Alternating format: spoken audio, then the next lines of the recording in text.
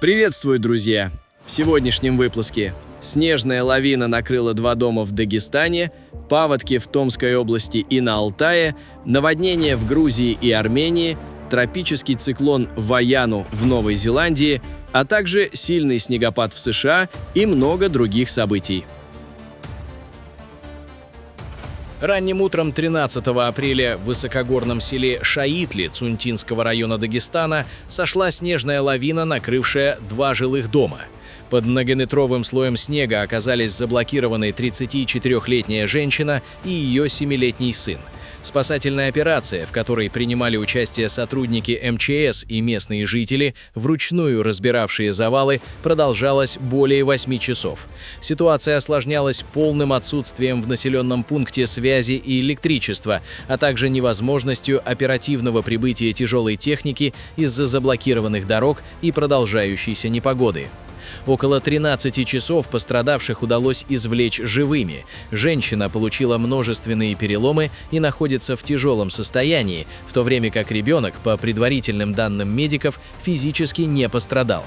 Параллельно со спасательными работами в Шаитле в регионе фиксируются другие последствия аномального апрельского циклона. В соседнем селе Маккок лавина обрушила высоковольтную линию электропередачи прямо на жилой дом. Критическая ситуация сложилась и в сельском хозяйстве. На границе Гумбетовского и Ботлихского районов спасатели и местные жители провели операцию по вызволению табуна лошадей из снежного плена. 20 животных удалось вывести в безопасную зону, однако 10 лошадей погибли, будучи отрезанными от дорог и пастбищ на высокогорье.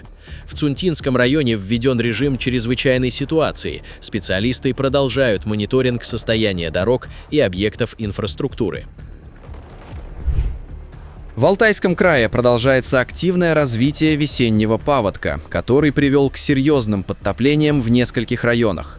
По данным МЧС, вода зашла в 142 жилых дома и затопила 306 приусадебных участков, а также ограничила проезд по 2 участкам автомобильных дорог.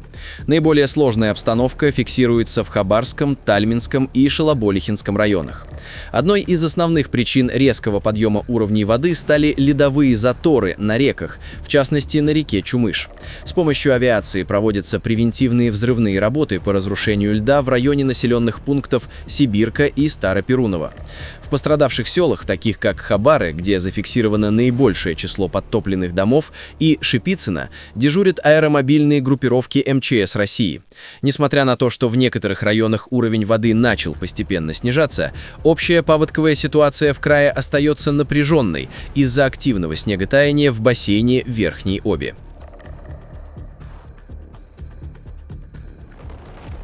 Паводковая ситуация в Томской области резко обострилась из-за образования ледяных заторов на реке Томь. По данным регионального управления МЧС, уровень воды в районе Томска за сутки поднялся на 120 сантиметров, достигнув отметки 870 сантиметров при критическом пороге 600 сантиметров. Наиболее сложная обстановка сложилась в Томском районе, где власти ввели режим чрезвычайной ситуации на территориях Заречного и Спасского сельских поселений. В деревне Черная речка паводковые воды затопили 25 жилых домов и более 220 приусадебных участков. Всего из зоны бедствия был вывезен 81 человек, часть из которых, включая жителей села Тахтамышево, разместили в пункте временного пребывания в Кисловке, обеспечив их горячим питанием и медицинской помощью.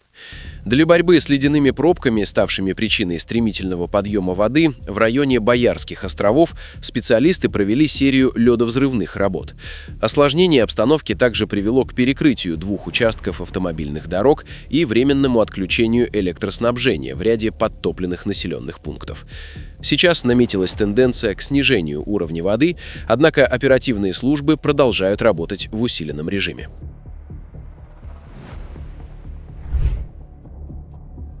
Транскавказская автомагистраль временно перекрыта из-за схода скальной породы на выезде из туннеля в Южной Осетии.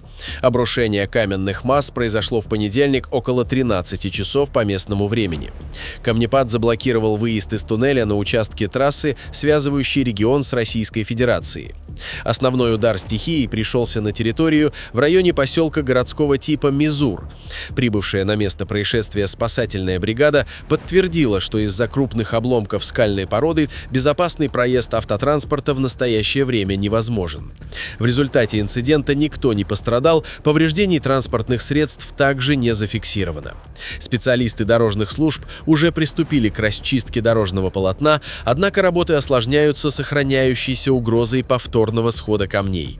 В связи с этим МЧС Южной Осетии распространила экстренное предупреждение, в котором настоятельно призвала водителей временно воздержаться от поездок по Транскаму до полного устранения последствий обвала и завершения проверки склонов на устойчивость. О возобновлении движения в штатном режиме будет сообщено дополнительно после получения подтверждения о безопасности маршрута от дорожных инспекций.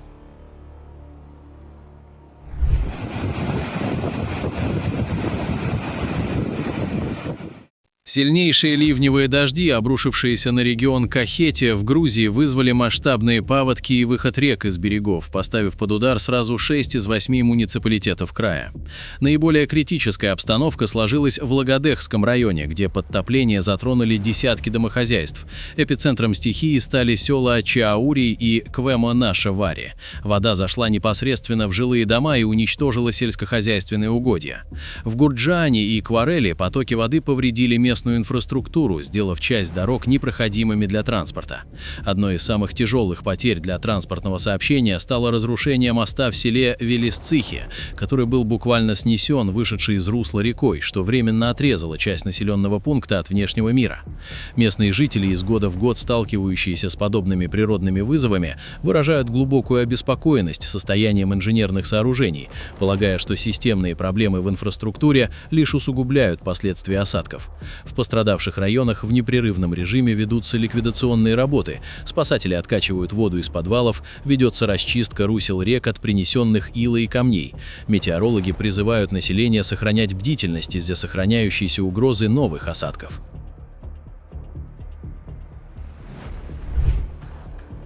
Сильные проливные дожди, обрушившиеся на Ереван, переходящие в отдельных высокогорных районах столицы в мокрый снег, парализовали жизнь сразу в нескольких административных округах.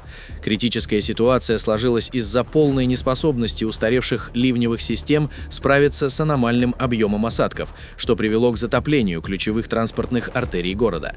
Наиболее тяжелая обстановка была зафиксирована в административном районе Нор-Норк, где на центральных улицах образовалось гигантское скопление воды, фактически превратившее проезжую часть в непроходимое искусственное озеро. В эпицентре стихии оказались десятки легковых автомобилей и микроавтобусов, которые заглохли, пытаясь преодолеть водную преграду. В низинах уровень воды стремительно поднялся выше 1 метра. Для спасения граждан и эвакуации имущества на место происшествия были отправлены бойцы специального спасательного отряда службы спасения МВД, несколько экипажей патрульной полиции и дежурные бригады скорой помощи. Несмотря на значительный материальный ущерб, нанесенный автовладельцам и городской инфраструктуре, своевременное вмешательство экстренных служб позволило избежать человеческих жертв. Мощный весенний шторм, обрушившийся на Северную и Центральную Калифорнию, парализовал движение в высокогорных районах и вызвал хаос в долинах штата. Национальная метеослужба США зафиксировала экстремальные уровни осадков. В то время как на высотах от 1200 метров выпало до 60 сантиметров снега, пиковые участки Сьерра-Невады оказались погребены под слоем свежего снега толщиной до 1,5 метров. Снегопады сопровождались сильным ветром, порывы которого достигали 70 км в час. Это привело к практически нулевой видимости и образованию опасных снежных заносов. На ключевой транспортной артерии трассе Interstate 80 в районе перевала Доннер из-за массовых остановок транспорта и многочисленных аварий власти были вынуждены временно перекрыть движение и ввести обязательное использование цепей противоскольжения. В низинных районах штата зимний характер стихии сменился интенсивными ливнями и грозами, сопровождавшимися крупным градом. Порывистый ветер привел к массовым обрывам линий электропередачи, оставив тысячи потребителей без света. Городские дренажные системы в Сакраменто и прилегающих населенных пунктах не справились с объемом воды, что привело к локальным подтоплениям дорог и жилых кварталов. Метеорологи предупреждают о сохранении опасности схода лавин и призывают водителей воздержаться от поездок через перевалы до полной стабилизации погоды. В Крыму похолодание принесло в горы обильные снегопады, в результате которых на плато Айпетри образовался снежный покров высотой 13 сантиметров. Температурный фон на вершинах опустился до -5 градусов, превратив весенние пейзажи с уже распустившимися первоцветами в зимнюю сказку. На Ангарском перевале устойчивого покрова не зафиксировано, там осадки выпадали преимущественно в виде мокрого снега и дождя. В связи с непогодой Главное управление МЧС по Республике Крым объявило штормовое предупреждение. Синоптики прогнозируют сохранение заморозков в горах до 15 апреля, после чего на полуостров вернется весеннее тепло. В селе Уркарах Дахадаевского района Дагестана произошел масштабный оползень, вызванный аномально обильными осадками. По данным местных властей, на одной из улиц зафиксировано интенсивное смещение грунта, в результате которого 11 жилых домов сдвинулись на расстояние до 2 метров. 3 домостроения полностью разрушены. В зоне риска остаются еще около 70 зданий. Из наиболее опасного микрорайона Вякне экстренно эвакуированы 11 человек, среди которых есть дети и пожилые люди. Пострадавшие размещены в пунктах временного размещения. Оползневые массы серьезно повредили инфраструктуру села. Деформирована проезжая часть, разрушен местный сквер, повреждены водопровод и линии электропередач. На месте работают экстренные службы, организован подвоз бутилированной воды для населения. Ситуация осложняется тем, что активизация оползней наблюдается и в соседних населенных пунктах, в частности в селе Кубачи, где под угрозой оказались еще несколько семей.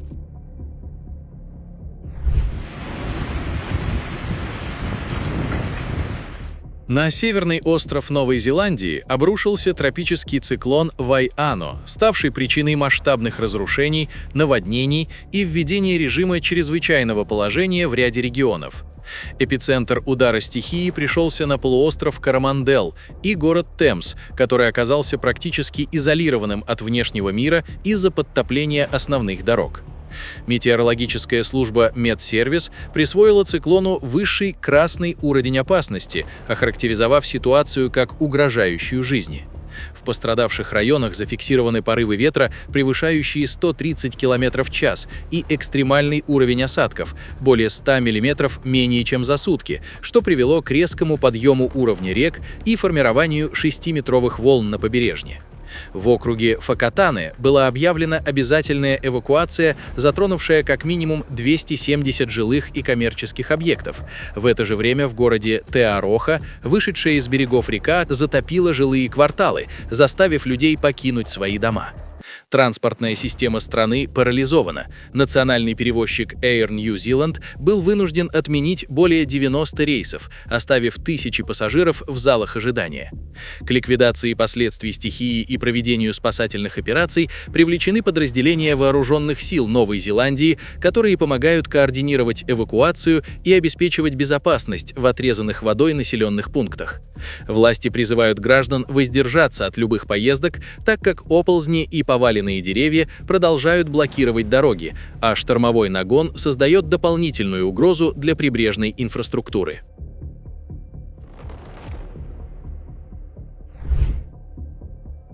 В понедельник мощная суперячейка обрушилась на окрестности населенного пункта Хаден, расположенного между Меккой и Эт-Таифом, став частью масштабного грозового фронта, охватившего Саудовскую Аравию.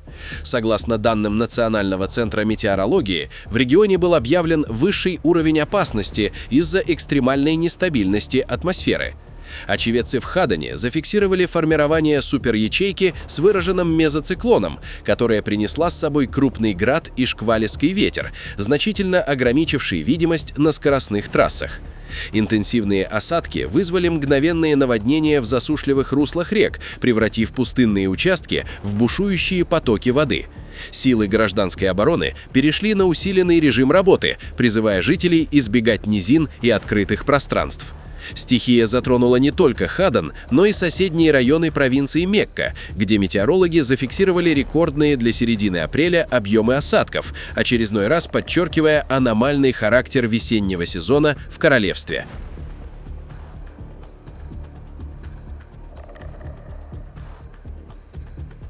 Друзья, на этом наш выпуск завершен. Будем рады видеть вас снова. Подписывайтесь и до встречи завтра в новом выпуске.